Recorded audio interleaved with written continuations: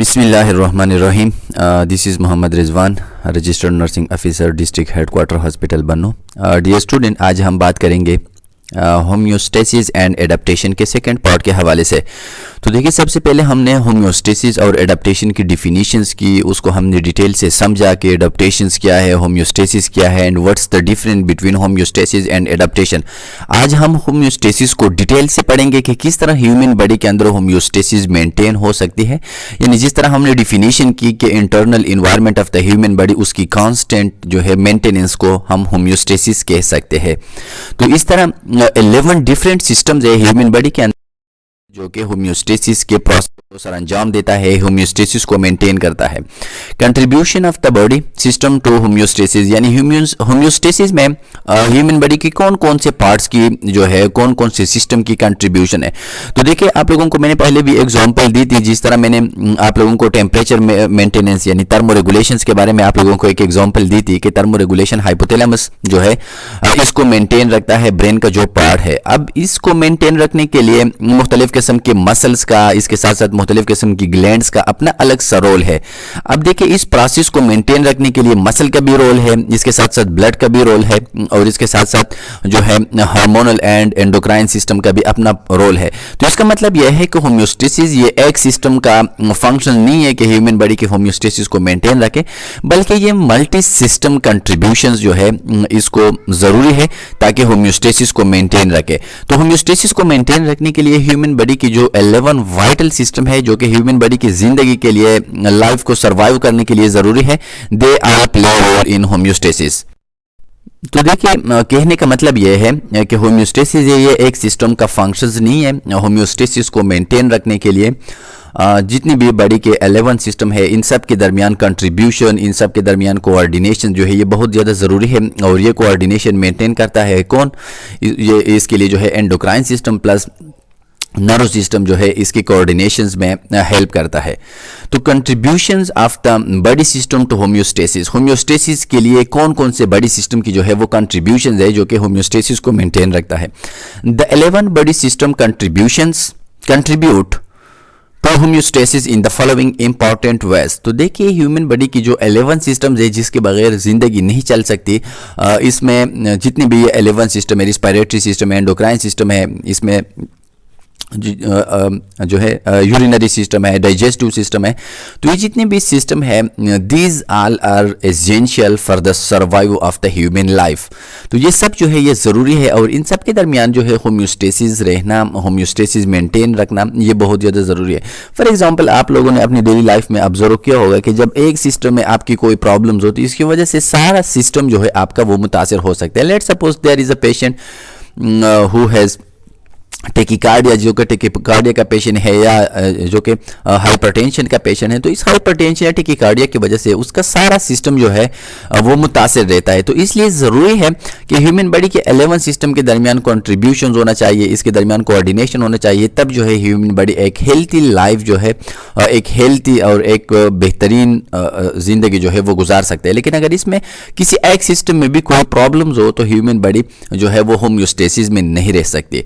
तो सबसे फर्स्ट जो हम बात करेंगे वो है सर्कुलेटरी सिस्टम के बारे में, जिसमें हार्ट मसल्स है, और इसके साथ साथ जितने भी related article and ventricles heart के, इसके साथ साथ वेसल्स है, कैपिलरीज है, तो ये सब मिलके जो है सर्कुलेटरी सिस्टम के पार्ट्स बन। लेकिन मोस्टली इसमें हार्ट और ब्लड वेसल्स है, ये दो मेन पार्ट है सर्कुलेटरी सिस्टम के।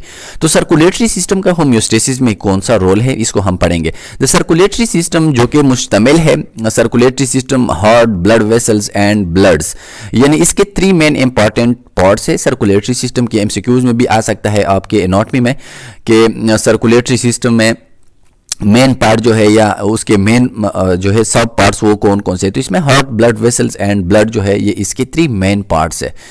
transport materials such as nutrients, oxygen, carbon dioxide, waste, electrolytes and hormones from one part of the body to another part। तो देखिए, अगर हम बात करें तो ब्लड जो है ये ह्यूमन बॉडी के थर्मोरेगुलेशंस के लिए बहुत ज़्यादा ज़रूरी है। ह्यूमन बॉडी के अंदर एक जगह से दूसरी जगह जो टेम्परेचर ट्रांसफ़र होती है, इस ट्रांसफॉर्मेशंस के लिए, इस ट्रांसफॉर्मेशन ऑफ द टेम्परेचर के लिए ब्लड जो है ये ज़रूरी है। यानी ब्लड वो पार्ट है ह्यूमन बॉडी की जो कि ह्यूमन बॉडी की टेम्परेचर को मेंटेन रखता है। इसके साथ साथ मुख्तलिफ़ किस्म के न्यूट्रिएंट्स है, मुख्तलिफ़ किस्म के अमाइनो एसिड्स है, डिफरेंट टाइप ऑफ इलेक्ट्रोलाइट्स है, कार्बन डाइऑक्साइड और ऑक्सीजन, इसके साथ साथ हार्मोन्स है जो कि डक्टलेट्स ग्लैंड से सिक्रीट होते हैं। तो ये हार्मोन्स भी अपने टारगेट एरियाज तक ब्लड के ज़रिए जो है ये ट्रांसफ़र हो सकते हैं। यानी ब्लड जो है ये मुख्तलिफ़ किस्म के oxygen, carbon dioxide, electrolyte, waste product, nutrients के लिए एज ए मटेरियल यानी ट्रांसफॉर्मिंग मटेरियल के थ्रू जो है ये इस्तेमाल हो सकता है और ये एक part of the human body से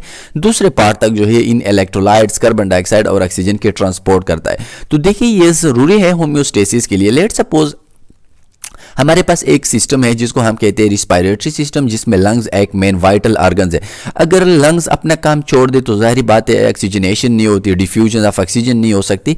तो इसकी वजह से जितनी भी हमारी एटीपी सिंथेसिस है वो स्टॉप होगी, जो है कैटाबॉलिज्म स्टॉप होगी, जितने भी अमाइनो एसिड्स है उससे एनर्जी प्रोडक्शन वो स्टॉप होगी। तो मतलब यह है कि ह्यूमन बॉडी जो है वो स्टॉप होगी, वो अपना काम करना छोड़ देगी, जो कि होम्योस्टेसिस को जो है एब्रॉप्ट कर सकता है, होम्योस्टेसिस को अफेक्ट कर सकता है। तो इसलिए हम कह सकते हैं कि सर्कुलेटरी सिस्टम जो है ये ज़रूरी है, इसकी फंक्शन ज़रूरी है होम्योस्टेसिस को मेंटेन रखना। तो होम्योस्टेसिस अगर सिंपल वर्ड्स में हम बात करें तो होम्योस्टेसिस यानी ह्यूमन बॉडी के जब सारे सिस्टम एक कोऑर्डिनेशन के साथ काम करते हैं तो उस कोऑर्डिनेशन को हम कहते हैं होम्योस्टेसिस। यानी वो एक स्टेडी स्टेट के साथ काम करते हैं। किसी भी सिस्टम में जो कि 11 सिस्टम में कोई प्रॉब्लम नहीं होती तो उस स्टेट को हम कहते हैं होम्योस्टेसिस। और इस स्टेट के लिए जो है respiratory system, circulatory system, digestive system, urinary system, they all are essential. इसके बाद हम बात करेंगे सेकंड नंबर पे डाइजेस्टिव सिस्टम के हवाले से। तो देखिए डाइजेस्टिव सिस्टम इसके दो इंपॉर्टेंट रोल है, इसकी digestion plus absorption of food, यानी डाइजेशन भी करता है और इसके साथ साथ फूड की एब्जॉर्प्शन भी कर सकते हैं इनसाइड द इंटेस्टाइन। तो ये डाइजेस्टिव सिस्टम की दो इंपॉर्टेंट रोल है। अब ये दोनों भी ज़रूरी है होम्योस्टेसिस के लिए, क्योंकि ये मुख्तलिफ बड़ी ऑर्गन्स को जो है अपने फंक्शंस परफॉर्म करने के लिए उसको जो है एनर्जी की ज़रूरत होती है और ये एनर्जी हम फूड से हासिल कर सकते हैं और फूड से ये एनर्जी जो है ये हासिल होती है with the process of digestion. तो अब ये डाइजेस्टिव सिस्टम जो है ये कंसिस्ट है mouth, oesophagus, stomach, intestine and related organs. तो ये डिफरेंट ऑर्गन्स है जो कि डाइजेस्टिव सिस्टम को बना लेता है। डाइजेस्टिव सिस्टम को हम इंशाल्लाह डिटेल से पढ़ेंगे डाइजेस्टिव सिस्टम में, जो कि हमारा एक अलग सा चैप्टर है। अब इसका फंक्शंस क्या है, इसका फंक्शंस क्या है, break down dietary food into small nutrient molecules that can be absorbed into the plasma for distribution to the body cells. तो देखिए डाइजेस्टिव सिस्टम का काम यह है कि जितने भी हम मैक्रो मॉलिक्यूल्स लेते हैं, हम जितने भी कार्बोहाइड्रेट लेते हैं, प्रोटीन लेते हैं, लिपिड्स लेते हैं फूड के ज़रिए, वो डाइजेस्टिव सिस्टम के ज़रिए इनसाइड द स्टमच उसकी डाइजेशन होती है और इनसाइड द इंटेस्टाइन उसकी एब्जॉर्प्शन होती है और ये with the help of blood अपने टारगेट एरियाज तक पहुंच जाती है, जहां पे उसकी कैटाबॉलिज्म्स होती है या उसकी मेटाबॉलिज्म्स होती है, different part of the body जो है सेल्स की सिंथेसिस होती है। तो ये ज़रूरी है ह्यूमन बॉडी की होम्योस्टेसिस को मेंटेन रखने के लिए। यानी हम ये कह सकते हैं कि डाइजेस्टिव सिस्टम के बगैर हम होम्योस्टेसिस को मेंटेन नहीं रख सकते। It also transfer water and electrolyte from the external environment to the internal environment। यानी एक्सटर्नल इन्वायरमेंट से इंटरस्टिशियल फ्लूइड का जो इन्वायरमेंट है वहाँ तक इलेक्ट्रोलाइट, यानी मतलब हम ये कह सकते हैं कि ब्लड से सेल के अंदर जब इलेक्ट्रोलाइट्स, वाटर या इस तरह न्यूट्रिएंट्स की जब ट्रांसपोर्ट होती है तो इस ट्रांसपोर्ट के लिए जो है वो वाटर बहुत ज़्यादा ज़रूरी है। It eliminate undigestive food residues to the external environment in the faeces. इसके साथ साथ डाइजेस्टिव सिस्टम में डाइजेस्टिव सिस्टम की जो एंड प्रोडक्ट है जिसको हम स्टूल या इसको हम फीसिस कह सकते हैं, इसके ज़रिए ह्यूमन बॉडी से जितने भी वेस्ट मटेरियल है, वेस्ट प्रोडक्ट है, वो ह्यूमन बॉडी से एक्सक्रीट हो सकते हैं outside of the human body, outer environment में। तो मतलब यह है कि डाइजेस्टिव सिस्टम जो है ये बहुत ज़्यादा ज़रूरी है, ये एक वाइटल सिस्टम है होम्योस्टेसिस के लिए और इसके बगैर हम होम्योस्टेसिस को मेंटेन नहीं रख सकते। डाइजेस्टिव सिस्टम के दो इंपॉर्टेंट फंक्शन है। फर्स्ट इसकी डाइजेशन है, यानी फूड के लार्ज पार्टिकल को या मैक्रो मॉलिक्यूल को स्मॉल पार्टिकल में कन्वर्ट करना, इसको हम कहते हैं डाइजेशन। दूसरा है एब्जॉर्प्शन, यानी इंटेस्टाइन्स के विलाई के अंदर, माइक्रो विलाई के अंदर फूड की मॉलिक्यूल्स की एब्जॉर्प्शन को हम कहते हैं एब्जॉर्प्शन। ये दो इंपॉर्टेंट फंक्शन है। इसके साथ साथ थर्ड इसका जो फंक्शन है वो है वाटर की बैलेंस को मेंटेन रखना, लार्ज इंटेस्टाइन चूंकि वाटर की एब्जॉर्प्शंस को जो है कंट्रोल कर लेता है, और इसके साथ साथ फिसिस की सिक्रीशन को outside of the human body. तो ये कुछ मेन फंक्शंस है, वाइटल फंक्शंस है डाइजेस्टिव सिस्टम के लिए, जो कि होम्योस्टेसिस के लिए बहुत ज़्यादा ज़रूरी है। Third, the respiratory system, lungs and major airway gets O2 from and eliminate carbon dioxide to the external environment. Third, हम बात करेंगे रिस्पिरेटरी सिस्टम के हवाले से, जो कि लंग्स पे कंसिस्ट है। लंग्स के साथ साथ जो है मुख्तलिफ किस्म के रिस्पिरेटरी डक्ट है, इसके ऊपर ये सिस्टम कंसिस्ट है। तो इसका जो मेन रोल है वो है oxygenation of the blood and removal of the carbon dioxide from the blood. तो ये इसके जो दो मेन इंपॉर्टेंट रोल है, और ये ऑक्सीजन जो है ये बर्निंग ऑफ द ATP या बर्निंग ऑफ द प्रोटीन इसके लिए बहुत ज़्यादा ज़रूरी है in the process of catabolism. तो मतलब ये है कि रिस्पिरेटरी सिस्टम ये भी ज़रूरी है होम्योस्टेसिस के लिए। फॉर एग्जांपल, अगर लंग्स अपना काम छोड़ दे, एक पेशेंट रिस्पिरेटरी फेल्योर में चला जाए, उसको COPD है या कोई भी उसको लंग डिजीज़ है जिसकी वजह से कार्बन डाइऑक्साइड की डिफ्यूजन वो मुतासर हो जाए, तो उसकी वजह से वो पेशेंट जो है वो अपनी एक्टिविटीज़ नहीं कर सकती, उसको सांस लेने में प्रॉब्लम्स हो सकती है, वो फिटीग फील कर सकता है, और उसको जो है डिजीनेस, ड्राउनेस जो है वो कंडीशन फील हो सकती है। By adjusting the rate of removal of acid forming carbon dioxide, the respiratory system is also important in maintaining the proper pH of the internal environment. इसके साथ साथ ह्यूमन ब्लड की जो pH है, इसको हम कहते हैं respiratory acidosis and respiratory alkalosis. ये कंसेप्ट आप लोगों ने शायद इसके बारे में कुछ सुना होगा। इसके बारे में हम बात करेंगे अपने नेक्स्ट कमिंग लेक्चर्स में कि रिस्पिरेटरी एसिडोसिस क्या है, अल्कालोसिस क्या है, हम किस तरह इसको आइडेंटिफाई करेंगे। तो मतलब यह है कि रिस्पिरेटरी सिस्टम का रिस्पिरेटरी एसिडोसिस, रिस्पिरेटरी अल्कालोसिस के ऊपर भी इसका कंट्रोल है, और ये ब्लड की जो pH है, इंटरनल साइड की जो इन्वायरमेंट ह्यूमन बॉडी की, इसकी जो कांस्टेंट pH है, इसको भी मेंटेन रखने की जो रिस्पॉन्सिबिलिटी है वो दो सिस्टम की है, respiratory system plus urinary system. यानी ये दो सिस्टम जो है ये ह्यूमन बॉडी की नॉर्मल pH को मेंटेन रखने के लिए दो रिस्पॉन्सिबल सिस्टम है।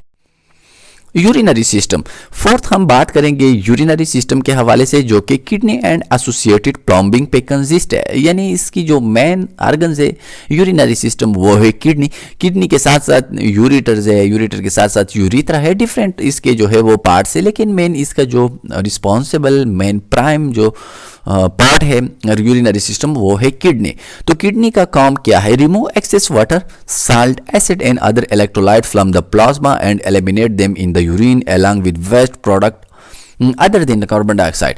तो देखिए ह्यूमन बॉडी के अंदर दो तीन तरह के जो है वो वेस्ट प्रोडक्ट पाए जाते हैं। एक कार्बन डाइऑक्साइड जो कि रिस्पायरेशन प्रोसेस के जरिए ह्यूमन बॉडी के अंदर इसकी सिंथेसिस होती है। तो ये कार्बन डाइऑक्साइड जो है ये एक वेस्ट प्रोडक्ट है ह्यूमन बॉडी के अंदर। इसके साथ साथ स्टूल्स है जो कि सॉलिड वेस्ट प्रोडक्ट है, इसकी रिमूवल भी ज़रूरी है ह्यूमन बॉडी से टू द एक्सटर्नल इन्वायरमेंट। और थर्ड जो है इसको हम कहते हैं नाइट्रोजीनियस वेस्ट प्रोडक्ट, जो कि इन प्रोडक्ट है प्रोटीन मेटाबॉलिज्म्स की, जिसको हम यूरिया कह सकते हैं। तो अब ये यूरिया या इसके साथ जितने भी एक्सेस इलेक्ट्रोलाइट है जिसकी ह्यूमन बॉडी के लिए ज़रूरत नहीं होती, सोडियम है, पोटाशियम से, तो ये ब्लड प्लाज्मा से निकालने के काम जो है वो किसकी है? वो है यूरिनरी सिस्टम की। यानी मतलब यह है कि ब्लड प्लाज्मा के अंदर इलेक्ट्रोलाइट्स की, एक्सेस वाटर की, साल्ट या एसिड की, इस सब की बैलेंस को मेंटेन रखना किसकी रिस्पॉन्सिबिलिटी है? वो है urinary system. And we will talk about them in the urinary system in detail, how urinary system में control all these electrolytes and excess water. तो इसके बारे में हम डिटेल से बात करेंगे कि किस तरह जो है किडनी इन सब एक्सेस वाटर को, साल्ट को जो है कंट्रोल कर लेते हैं। तो देखिए किडनी के अपने फंक्शंस है, इसकी जो मेन इसकी जो यूनिट्स है, वर्किंग यूनिट इसको हम कहते हैं, या फंक्शनल यूनिट हम इसको कह सकते हैं, जिसको हम निफ्रॉन कहते हैं। तो निफ्रॉन के मुख्तलिफ किस्म के पार्ट है, ग्लोमेरुलस है, इसके कलेक्टिंग डक्ट है, लूप ऑफ हैनलेस है, इसके डिफरेंट पार्ट है। तो इनमें से हर एक पार्ट का अपना अलग रोल है। तो मतलब यह है कि ह्यूमन बॉडी के अंदर इन सब चीज़ों की नॉर्मल मकदार को मेंटेन रखना ये यूरिनरी सिस्टम का एक इम्पॉर्टेंट फंक्शन है। अब हम फिफ्थ सिस्टम के बारे में बात करेंगे, जो कि मस्कुलोस्केलेटल सिस्टम है, जो कि ह्यूमन बॉडी को मूवमेंट्स, ह्यूमन बॉडी के ट्रांसपोर्ट में, ह्यूमन बॉडी की मूवमेंट में, ह्यूमन बॉडी के स्ट्रक्चर्स को मेंटेन रखना ये स्केलेटल सिस्टम का काम है।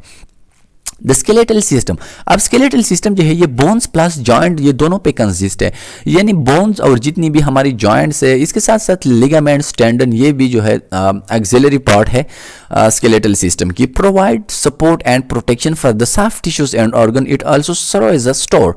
स्टोर का मतलब यह है कि इसके अंदर एटीपी की प्रोडक्शन, इसके साथ साथ मुख्तलिफ किस्म की ग्लाइकोजन की स्टोरेज ये भी मसल्स के अंदर जो है वो पाई जाती है। तो मतलब यह है कि जितनी भी हमारी सॉफ्ट टिश्यूज है, जिस तरह हार्ट है, लंग्स है, इंटेस्टाइन्स है, इसकी प्रोटेक्शंस भी करता है। मस्कुलो स्केलेटल सिस्टम ह्यूमन बॉडी की स्ट्रक्चर्स को भी मेंटेन रखता है और मूवमेंट में भी जो है वो हमारी हेल्प करता है। तो ये सिस्टम भी ज़रूरी है होम्योस्टेसिस के लिए। इसके बगैर होम्योस्टेसिस हम मेंटेन नहीं रख सकते। क्लासिफिकेशन ऑफ होम्योस्टेसिस ये बहुत ज़्यादा इंपॉर्टेंट है एमसीक्यूज के लिहाज से भी, कि क्लासिफिकेशन हम किस तरह कर सकते हैं होम्योस्टेसिस की। तो देखिए हम दो तरह से होम्योस्टेसिस की क्लासिफिकेशन कर सकते हैं, एक इंट्रिंसिक इन्वायरमेंट के हवाले से और दूसरे हम एक्सट्रिंसिक। यानी इंट्रिंसिक का मतलब क्या है? Local control or compensatory response as an organ to a change. तो देखिए इंट्रिंसिक का मतलब यह है एक लोकल रिस्पॉन्स। लेट सपोज जब हम किसी गर्म चीज़ को टच करते हैं तो जो ही हम उसको टच करते हैं डायरेक्ट हमारी हमारी जो नर्व सिस्टम है वो मैसेज ट्रांसफ़र कर लेते हैं। हमारी सेंसरी नर्व्स रिसिप्टर्स जो हमारे हैं वो मैसेज ट्रांसफ़र कर लेते हैं ब्रेन को, और ब्रेन हमें मैसेज देता है with the help of motor nerves कि this thing is harmful for the human body. तो डायरेक्टली हम अपने पार्ट को जो है वो विड्रॉ कर लेते हैं। तो ये एक एग्जांपल है एक इंट्रिंसिक इन्वायरमेंट की। यानी होम्योस्टेसिस जब मेंटेन होती है एक पार्ट ऑफ द बॉडी में तो उसको हम कहते हैं इंट्रिंसिक या लोकल कंट्रोल। यानी ह्यूमन बॉडी के जितने भी ये 11 सिस्टम है, अब इन 11 सिस्टम में हर एक सिस्टम में अपना लोकल जो है इसमें भी कंट्रोल पाया जाता है। एक तो ये है कि ये सारे सिस्टम जो है ये ज़रूरी है, इसकी कंट्रीब्यूशन, इसकी कनेक्शन ज़रूरी है ह्यूमन बॉडी के अंदर होम्योस्टेसिस को मेंटेन रखना। लेकिन दूसरी बात यह है कि इसके अंदर भी होम्योस्टेसिस, इसके अंदर भी जो है एक कम्युनिकेशन, एक कोऑर्डिनेशन इसकी ज़रूरी है, जिसको हम कहते हैं इंट्रिंसिक इन्वायरमेंट, और जिस तरह मैंने आपको एग्जांपल दे दिया। दूसरा है एक्सट्रिंसिक इन्वायरमेंट, कंट्रोल और response of an organ that are triggered by factor external to the organ mainly by the nerves and endocrine system. तो देखिए इन दोनों के दरमियान आप जो है डिफरेंस को समझने की कोशिश करें। इंट्रिंसिक का मतलब यह है कि जो ऑर्गन है, let suppose we talk about kidney, जब किडनी के बारे में हम बात करें तो किडनी के अंदर जो है एक होम्योस्टेसिस का निज़ाम मौजूद है। यानी वहाँ पे जब excess amount of the salt या excess amount of the blood जो है वो डिटेक्ट करे किडनी, तो किडनी जो है वो स्टार्ट कर लेती है ज़्यादा से ज़्यादा यूरिन फिल्ट्रेशंस, और जितना भी वेस्ट प्रोडक्ट है वो निकल जाता है with the help of urine. तो ये एक होम्योस्टेसिस का निज़ाम है इनसाइड द किडनी। इसी तरह अगर हम हार्ट की बात करें तो जब ह्यूमन बॉडी को ब्लड की ज़रूरत होती है, ऑक्सीजन की ज़रूरत होती है, तो हार्ट की पंपिंग जो है वो इंक्रीज होती है with the help of different nerve system. तो इसको हम कहते हैं इंट्रिंसिक जो है पाथवे, या इसको हम कहते हैं इंट्रिंसिक होम्योस्टेसिस। दूसरा है एक्सट्रिंसिक। तो देखिए एक्सट्रिंसिक के लिए ज़रूरी है nerve system and endocrine system. यानी मतलब यह है कि जब एक सिस्टम जो है इसकी एक्टिविटी कंट्रोल हो जाए नॉर्मल मकदार पे with the help of second system, तो उसको हम कहते हैं एक्सट्रिंसिक पाथवे या एक्सट्रिंसिक होम्योस्टेसिस। जिस तरह हार्मोन्स है, हार्मोन्स एक जगह पे उसकी सिंथेसिस होती है जिसको हम ग्लैंड्स कहते हैं, तो ये दूसरी जगह पे जाके वहाँ पे अपना रोल परफॉर्म कर देता है। तो मतलब ये है कि ये एक सिस्टम सिक्रीट करता है जिसको हम एंडोक्राइन सिस्टम कहते हैं, लेकिन इसका फंक्शन दूसरे सिस्टम के ऊपर है, तो इसलिए हम उसको कहते हैं extrinsic. Extrinsic means outside. Both are control system generally operated on the principle of negative feedback and positive feedback। अब देखिए ये negative feedback and positive feedback इसका काम जो है ये होम्योस्टेसिस को मेंटेन रखना है, और दो अलग से प्रोसेस है और इसको हम पढ़ेंगे अपने कमिंग नेक्स्ट लेक्चर में कि नेगेटिव फीडबैक क्या है और पॉजिटिव फीडबैक क्या है, और नेगेटिव एंड पॉजिटिव फीडबैक की एग्जांपल्स क्या है और ये किस तरह होम्योस्टेसिस को मेंटेन रखते हैं। फैक्टर अफेक्टिंग होम्योस्टेसिस, अब वो कौन से फैक्टर है जो कि ह्यूमन बॉडी की नॉर्मल फिजियोलॉजिकल स्टेट जिसको हम होम्योस्टेसिस कहते हैं उसको अफेक्ट कर सकते हैं, इसके ऊपर असरअंदाज होती है। तो सबसे पहले है डिजीज। यानी जब किसी एक सिस्टम में कोई एबनॉर्मेलिटीज पाई जाए, कोई पैथोलॉजिकल कोई साइकोलॉजिकल जो है एबनॉर्मेलिटीज आ जाए, तो उसकी वजह से होम्योस्टेसिस अफेक्ट हो सकती है। लेट सपोज अगर एक पेशेंट को जो है वो पेन स्टार्ट हो जाए रात के वक्त, तो उसको नींद नहीं आती, नींद की वजह से उसकी जो है वो बीपी बढ़ जाती है। तो मतलब यह है कि उसकी एक सिस्टम की वजह से, एक डिजीज की वजह से, एक फिजियोलॉजिकल सिम्टम की वजह से उसकी होम्योस्टेसिस जो है वो अफेक्ट हो सकती है। स्ट्रेसिस की वजह से भी मुख्तलिफ किस्म के हार्मोन्स की सिक्रेशन, मुख्तलिफ किस्म के हार्मोन्स की नॉर्मल पैटर्न जो है वो डिस्टर्ब होती है और बंदा फिटीग फील करता है। इसके साथ साथ जो है उसको एंगर्स बहुत ज़्यादा आता है। इंसोम्निया जो है ये इसके मुख्तलिफ किस्म के सिम्टम्स है। Life style, drinking, smoking and diet, तो मुख्तलिफ किस्म के ये ड्रिंकिंग है, स्मोकिंग है, डाइट है, ये भी जो है होम्योस्टेसिस को डिफरेंट पाथवे के जरिए अफेक्ट कर सकती है। इंजरीज, जब एक जगह पे इंजरीज आ जाए तो जाहिर बात है बंदा जो है वो डिस्कम्फर्ट फील कर लेता है, मुख्तलिफ किस्म के जो है वो इम्यूनिटी के पाथवे जो है वो एक्टिवेट हो सकती है। डिहाइड्रेशन जब वाटर की जो है वो कमी आ जाए inside the human body because of diarrhoea, because of vomiting, because of dysentery, तो उसकी वजह से भी होम्योस्टेसिस जो है वो एब्रप्ट हो सकती है, इसमें प्रॉब्लम आ सकती है। स्टारवेशन यानी भूख की वजह से जब काफ़ी टाइम्स के लिए, ज़्यादा देर के लिए जब एक इंडिविजुअल को फूड नहीं मिल सकता तो उसको हम कहते हैं स्टारवेशन। तो इसकी वजह से भी ह्यूमन बॉडी के अंदर मुख्तलिफ किस्म के जो है मुख्तलिफ किस्म के मैक्रोमॉलिक्यूल्स, एनर्जी की कमी आ जा सकती है। इन्वायरमेंटल टेम्परेचर्स भी होम्योस्टेसिस को जो है वो अफेक्ट कर सकती है। अगर बहुत ज़्यादा हाई टेम्परेचर है तो उसमें भी हम अपनी होम्योस्टेसिस को मेंटेन नहीं रख सकते, हम बहुत ज़्यादा फिटीग फील कर सकते हैं, बहुत ज़्यादा स्वेटिंग जो है वो स्टार्ट हो सकती है जिसकी वजह से डिहाइड्रेशन आ जाती है। तो मतलब ये है कि ये सारे फैक्टर्स है जो कि अफेक्ट कर सकती है होम्योस्टेसिस को। इंटरनल इन्वायरमेंट क्या है? इंटरनल इन्वायरमेंट को हम किस तरह जो है वो अंडरस्टैंड कर सकता है, या इंटरनल इन्वायरमेंट की कंसेप्ट क्या है? The internal environment of the body is tissue fluid and its component which bodies all cell। तो जब हम इंटरनल इन्वायरमेंट की बात करते हैं तो इंटरनल इन्वायरमेंट से हमारी जो कंसेप्ट है वो है इंटरस्टिशियल फ्लूइड प्लस सेल्स, यानी सेल और सेल के इर्द गिर्द जो एरियाज पाया जाता है जिसमें मेजॉरिटी फ्लूइड पाई जाती है, तो ये दो कंपोनेंट जो है इसको हम कह सकते हैं internal environment. The composition of tissue fluid must remain constant if cell are to remain alive and healthy. तो देखिए इंटरस्टिशियल फ्लूइड के अंदर जो फ्लूइड पाई जाती है इसमें मुख्तलिफ किस्म के इलेक्ट्रोलाइट, मुख्तलिफ किस्म की मैक्रोमॉलिक्यूल्स की जो कंसंट्रेशन है वो सेम होना चाहिए, वो कांस्टेंट होना चाहिए अगर हमने सेल को हेल्थी रखना है, सेल को ज़िंदा रखना है। तो मतलब यह है कि इंटरस्टिशियल फ्लूइड के दरमियान, जिसको हम इंटरनल इन्वायरमेंट जो है कह सकते हैं, इसके दरमियान जो इलेक्ट्रोलाइट्स पाए जाते हैं, जो फ्लूइड्स मैक्रोमॉलिक्यूल्स पाए जाते हैं, उसकी प्रेजेंस जो है वो कांस्टेंट होनी चाहिए अगर हमने सेल को हेल्थी रखना है, हमने सेल को जो है वो ज़िंदा रखना है। Tissue fluid is nourish and purified when molecular exchange across 3 capillaries wall. तो देखिए टिश्यू की जो फ्लूइड है इसकी नरिशमेंट होती है या इसकी प्यूरिफिकेशन होती है और मुख्तलिफ किस्म के सेल्स मेम्ब्रेन्स है, इन सेल मेम्ब्रेन्स के ज़रिए जो है इसकी एक्सचेंज होती है और इसकी जो रेट है या इसकी जो कंसंट्रेशन है ये कंट्रोल हो सकती है। तो मतलब यह है कि सेल के लिए जितना एक इलेक्ट्रोलाइट की ज़रूरत होती है वो सेल मेम्ब्रेन इसको अलाउ करती है, रिमेनिंग जो है वो इंटरस्टिशियल फ्लूइड के अंदर जो है वो प्रेजेंट होती है। बकदर ज़रूरत उसकी दोबारा जो है वो ट्रांसपोर्ट हो सकती है जब सेल को ज़रूरत होती है। Tissue fluid remain constant only if the composition of blood remains constant. तो टिश्यू की जो कंपोजिशन है या टिश्यू फ्लूइड या इंटरस्टिशियल फ्लूइड की जो कंपोजिशन है वो तब जो है वो कांस्टेंट रह सकती है जब ब्लड के अंदर मुख्तलिफ किस्म की इलेक्ट्रोलाइट्स, मुख्तलिफ किस्म की मैक्रोमॉलिक्यूल्स, हार्मोन्स की जो कंसंट्रेशन है वो कांस्टेंट रहे, क्योंकि ब्लड से ही जाके इंटरस्टिशियल फ्लूइड के अंदर डिफरेंट टाइप ऑफ हार्मोन्स वो चले जाते हैं और फिर इंटरस्टिशियल फ्लूइड के जरिए सेल मेम्ब्रेन के थ्रू जो है वो इनसाइड द सेल जो है वो चले जाते हैं। होम्योस्टेसिस एंड फीडबैक मैकेनिज्म, जिस तरह हमने थोड़ा सा बात की है फीडबैक मैकेनिज्म्स के जरिए कि फीडबैक मैकेनिज्म जिसमें पॉजिटिव फीडबैक मैकेनिज्म है एंड नेगेटिव फीडबैक मैकेनिज्म्स है, ये दोनों जो है ये होम्योस्टेसिस को मेंटेन रखते हैं, यानी होम्योस्टेसिस को मेंटेन रखना इन दोनों का काम है। Communication with in the body is essential for homeostasis. अब फीडबैक मैकेनिज्म्स क्या है? फीडबैक मैकेनिज्म्स का मतलब यह है, फॉर एग्जांपल कुछ फ्रेंड्स की सर्कल्स होती है और उनके दरमियान अगर इस तरह जो है अंडरस्टैंडिंग हो कि एक गलती करे तो दूसरा उसको बता दे कि यार आपने इस तरह की गलती की है, आप इस गलती को दोबारा रिपीट ना करें, इस मिस्टेक को आप करेक्ट करें।